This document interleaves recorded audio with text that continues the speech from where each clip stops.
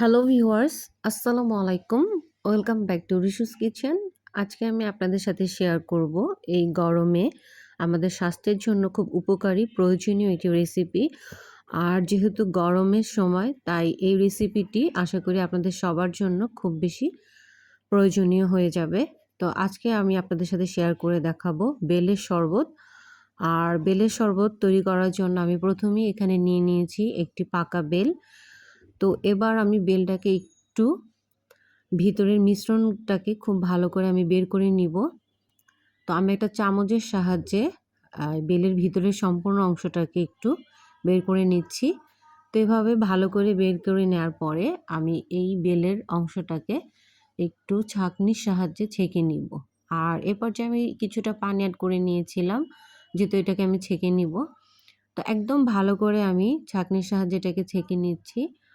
আর সম্পূর্ণ অংশটা ছেঁকে নেওয়ার পরে আমি এই মিশ্রণের কিছুটা অংশ আলাদা একটা গ্লাসে রেখে দিচ্ছি। আর এবার আমি এই জুসটা তৈরি করে দেখাবো। তো এই জন্য আমি প্রথমে এখানে নিয়ে নিয়েছি স্বাদ মতো চিনি। আর এ পর্যায়ে এখন আমি অ্যাড করে নিব একটু গুঁড়ো দুধ। এখানে আমি 2 চামচ পরিমাণ নিয়েছি।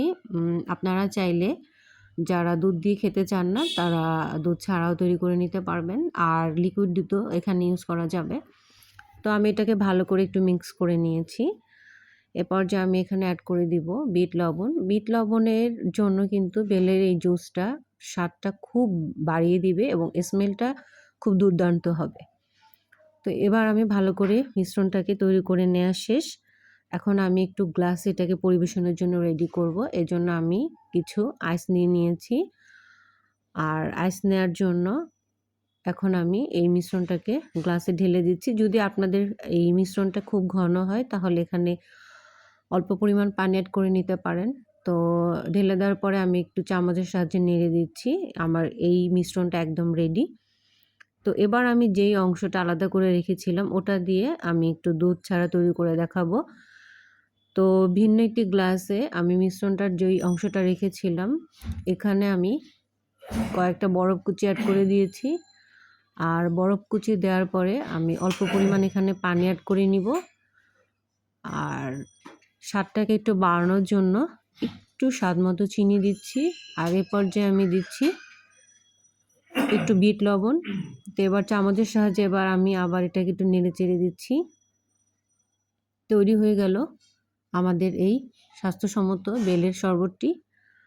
আর এভাবেই আপনার হাতের কাছে চটজলদি যদি বেল থাকে তাহলে 2 থেকে 3 মিনিটে আপনিও তৈরি করে নিতে পারবেন।